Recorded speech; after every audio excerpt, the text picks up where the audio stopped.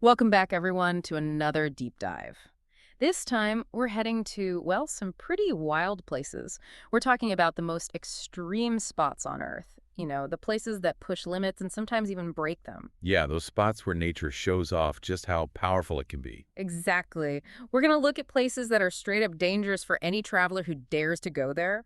We'll explore locations where the natural conditions themselves are just unbelievable. Oh, and we'll even talk about places where, despite it all, life finds a way. Those spots where things are just thriving in the harshest environments imaginable.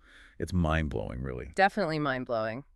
For this deep dive, we've got a whole stack of sources, articles, lists, reports, even some personal accounts. Some focus on the risks people face when venturing to these extreme locations. Others break down the science behind the extreme conditions themselves. Why are these places so hot, so cold, so dry? And some delve into the fascinating world of extremophiles. Those are the tough creatures that can actually live and flourish in these environments that would kill most life forms. Yeah, those little guys are truly remarkable. They are. So today we're going to take you on a journey to Earth's extremes. By the end, you'll have a good sense of what makes these places so unique, why they matter, and why they continue to capture our imagination. Ready to jump in? Absolutely. Let's dive in. Okay, first up, let's talk about those spots on our planet that are specifically known to be dangerous for travelers. The places that come with a big, fat warning label. Right, places that even experienced adventurers would approach with extreme caution. Like Death Valley. I mean, most people know it gets hot there, but we're talking over 130 degrees Fahrenheit. Oof, yeah. That kind of heat puts you at serious risk for dehydration, heat stroke, heat exhaustion. It really makes you realize how delicate our bodies are. Absolutely. And then there's Mount Everest. Iconic, majestic, but incredibly It's dangerous. the altitude, right? It throws everything off: the weather, your breathing, even your thinking. And don't forget the avalanches, crevasses, and just the sheer cold. I mean, some climbers who've died up there, their bodies remain there. It's just too risky to recover them. Makes you really think about the risks people take for that ultimate challenge. Shifting gears a bit, let's talk about Skellig Michael off the coast of Ireland.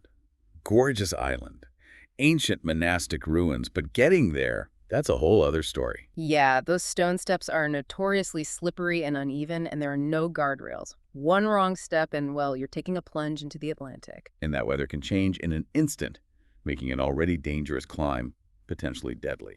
Now, let's jump to a completely different kind of danger the Chernobyl exclusion zone. The nuclear disaster there happened decades ago, but the radiation, well, it's still a threat. It's a stark reminder that the impacts of human actions, especially when it comes to something like nuclear power, can last for generations. It really is. Spending any significant time there, or, God forbid, disturbing any contaminated materials, it's just not worth the risk. And the buildings themselves are crumbling, making the whole area even more hazardous. Our research actually highlighted a bunch of other places with various levels of risk. Acapulco, Mexico, for instance, once a luxurious vacation spot, is now grappling with extremely high levels of crime and violence. Armed robbery, kidnappings, gang activity. It's a real shame because it used to be such a beautiful and popular destination. And then there's Mount Washington in the U.S. Don't let its size fool you. It's known for crazy blizzards and hurricane-force winds. Over 100 miles per hour, I read. And those temperatures, they can drop like a rock, leading to hypothermia fast. Even experienced hikers have gotten into serious trouble there. Pripyat, the abandoned city near Chernobyl, also poses similar threats to the exclusion zone itself. There are radiation hotspots everywhere, and the buildings are falling apart. Yeah, a very clear and present danger. Definitely not a place to explore lightly. Now, for a complete shift in climate, let's head to Oymyakon in Russia. This place is known as the coldest permanently inhabited place on Earth. Imagine, temperatures routinely drop to minus 50 degrees Celsius. Colder than most freezers. And people actually live there year-round. It's mind-boggling. They've adapted, figured out ways to build homes that can withstand that kind of cold, found ways to survive. Human resilience is truly impressive. Okay, let's move on to some spots that are specifically flagged as high risk for travelers in 2025. The North Yungas Road in Bolivia, for example. Ah, yes, Death Road. The name says it all, really. It's this terrifying narrow road carved into a mountainside, often shrouded in fog with waterfalls pouring right onto the road and those drops. straight down thousands of feet. I saw pictures, and it's honestly hard to believe people actually drive on that road. Sadly, it has a long and tragic history of fatal accidents. Then we have Snake Island off the coast of Brazil. It's exactly what it sounds like, an island just teeming with venomous snakes. So many, in fact, that the Brazilian government strictly controls access. Only researchers with special permits are allowed to visit. You can't just book a tour there. Moving on to Lake Natron in Tanzania.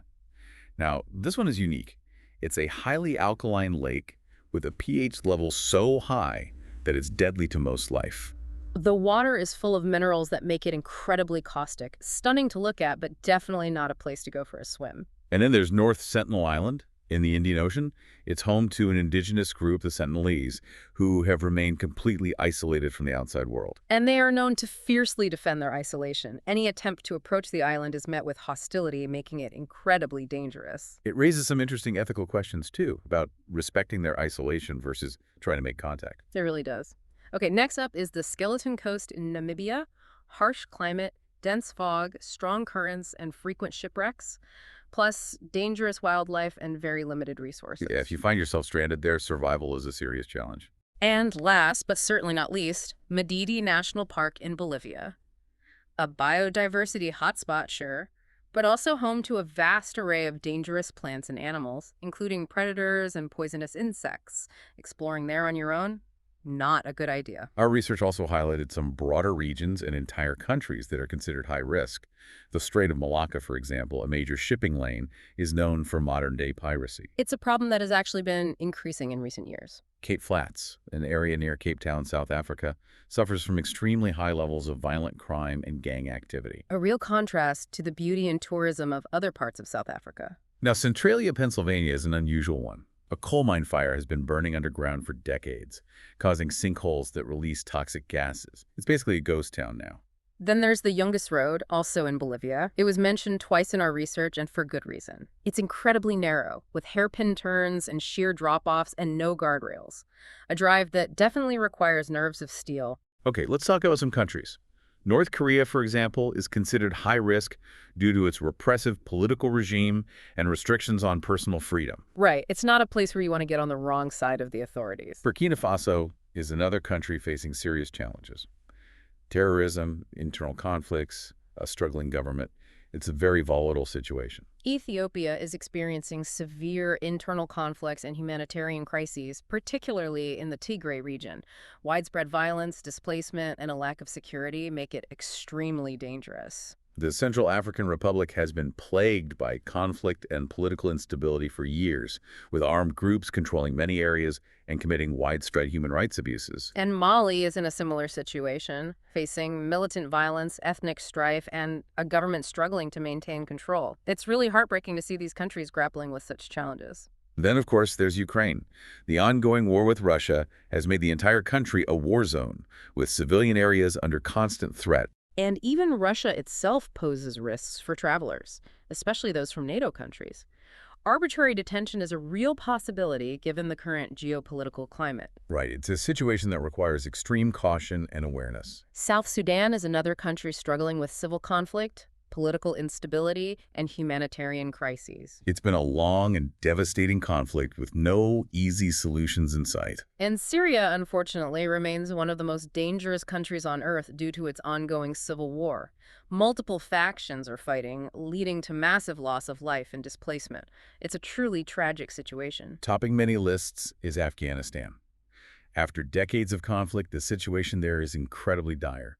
Armed conflict, economic hardship, and a breakdown of basic services have made life extremely difficult and dangerous. And it's important to remember that even places that are generally considered safe for tourists can have pockets of danger. Mexico, for example, is grappling with cartel violence that sometimes spills over into tourist areas. Yeah, it's a stark reminder that no place is entirely immune to risk. And Lebanon is facing heightened dangers right now due to regional conflicts. Fighting, airstrikes, even the risks of kidnapping are real concerns. Okay, we've covered a lot of ground, and it's been pretty heavy stuff. So let's switch gears and look at a different kind of extreme. The sheer power of nature itself. Yeah, let's explore those places where the natural conditions are so intense, they redefine what we think is possible.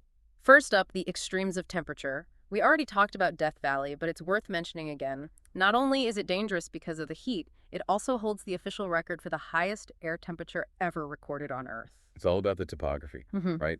The valley acts like a giant oven, trapping and intensifying the sun's heat. And it's not alone. The Lut Desert in Iran has recorded the highest ground surface temperature as measured by satellite. Imagine the heat radiating off that landscape. It's almost unimaginable. And Dalal in Ethiopia, often called the hottest inhabited place on Earth, has incredibly high average temperatures year-round. Then there's Erewhon in Mali, where even the average summer temperatures would be considered unbearable in most parts of the world. It's incredible to think about the range of temperatures our planet can produce. And on the opposite end of the spectrum, we have Vostok Station in Antarctica. It holds the record for the coldest temperature ever recorded on Earth. That's the kind of cold that freezes things instantly. And yet, scientists brave those conditions to study climate change and other phenomena. It's a testament to human curiosity and scientific dedication. And then there's Oymyakon, Russia, which we already mentioned, the coldest permanently inhabited settlement on Earth. The people who live there have adapted to a level of cold that most of us can't even imagine. They've developed unique ways to build their homes, keep themselves warm, and just go about their daily lives. It's a fascinating example of human resilience and adaptation. Okay, let's move on to extremes and dryness. The Atacama Desert in Chile is a prime example. Some parts of it have never had a single drop of rain recorded in human history. It's so dry that NASA uses it as a testing ground for equipment destined for Mars. Talk about a harsh environment. And then there are the dry valleys in Antarctica. No rain there for millions of years. Strong winds sweep through, evaporating any moisture before it has a chance to accumulate. It's like an alien landscape right here on Earth. Antarctica, in Chile, holds the title of the driest city on the planet. It gets almost no measurable rainfall year after year. And then on the opposite side of the spectrum, there's Mausoleum in India. It receives the highest annual rainfall of any place on Earth. Imagine the constant torrential downpours they experience there. It's incredible to think about the variation in rainfall across our planet. Now, beyond temperature and precipitation, there are other mind-blowing extremes. Take the Challenger Deep, for example. The deepest point on Earth, located in the Mariana Trench. The pressure down there is so intense it would crush most submarines instantly. It's a reminder of the immense forces at play in our oceans. Then there's the Cave of Crystals in Mexico. Giant gypsum crystals, formed over millions of years, fill this cave. But the conditions inside are brutal, extreme heat and humidity. Humans can only spend a short time in there, even with special gear. It's a visually stunning but incredibly challenging environment. And the Danakil Depression in Ethiopia is another extreme example. Scorching heat, toxic gases, high salt concentrations. It looks like something out of a science fiction movie. Pitch Lake in Trinidad is another unique one. It's a giant lake of asphalt, constantly shifting and bubbling. And the Rio Tinto in Spain, a river that flows bright red due to its high acidity and iron content. It's like something out of a fantasy novel. Then there's Mount Thor in Canada, boasting the greatest vertical cliff face on Earth. Imagine rappelling down that. And for a complete contrast, there's the Salar de Uyuni in Bolivia, the world's largest salt flat. So flat it's used to calibrate satellites. It's this vast white expanse that seems to stretch on forever. It's mind-blowing to think about. It is. And when it comes to isolation, there's Tristan da Cunha, the most remote inhabited island in the world, thousands of miles from any other landmass. Imagine the self-sufficiency required to live in such a place. It's incredible. And then there's the Pacific Pole of inaccessibility, nicknamed Nemo Point, the point in the ocean farthest from any land, and its terrestrial counterpart, the Gurban Desert in China, the point on land farthest from any ocean. And of course, the Dead Sea, known for its extreme salinity, so salty you can float effortlessly on its surface. It's truly humbling to consider the sheer diversity and intensity of these natural extremes. The unbearable heat, the crushing pressure, the driest deserts, the wettest rainforests, the towering mountains, the vast emptiness of the ocean. It's a testament to the incredible power and beauty of our planet. And what's even more amazing is that life often finds a way to exist in these seemingly impossible places. That's right. Let's talk about those incredible organisms that not only survive, but thrive in these extreme environments. Extremophiles, they're called. Yeah, they challenge our understanding of what life needs to exist. For example, in the dry valleys of Antarctica, you have ancient microbes living in the rocks. They exist in a kind of suspended animation, only coming to life when there's a rare bit of moisture. It's like they're waiting for the perfect moment to wake up. And in the incredibly acidic hot springs of Dalol, Ethiopia, where conditions are just brutal, certain bacteria have not only survived, but they flourish. It's mind-blowing. Even in the crushing depths of the Challenger Deep, around hydrothermal vents spewing superheated water, there are entire ecosystems thriving.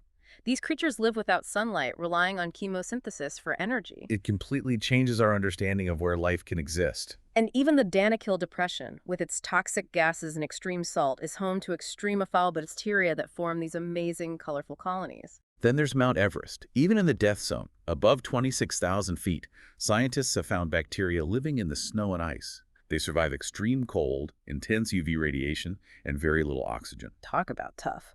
And the Rio Tinto in Spain, with its battery acid-like water, is teeming with bacteria and algae that have adapted to these extreme conditions. NASA even studies these organisms to learn more about the potential for life in other harsh environments, perhaps even on other planets. And believe it or not, even Pitch Lake in Trinidad has microorganisms living in the tiny droplets of water trapped within the asphalt. They break down hydrocarbons for energy. Talk about finding a way. Socotra Island in Yemen is another great example. It's been isolated for so long that it has a unique collection of plants adapted to its extreme drought and wind conditions. And the Dead Sea, despite its high salinity, also has microorganisms that have adapted to those conditions.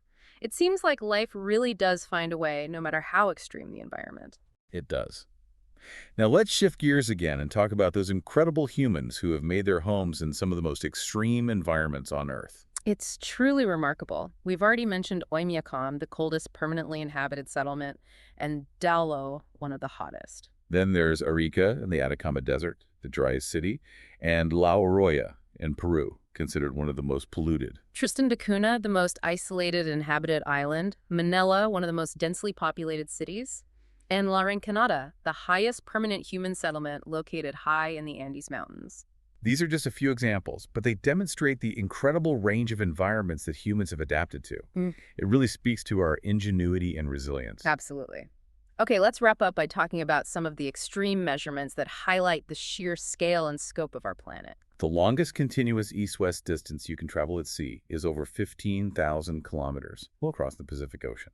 And the longest north-south journey on land is almost 7,600 kilometers through Asia. The longest uninterrupted stretch of ocean, north to south, is in the Atlantic, almost 16,000 kilometers.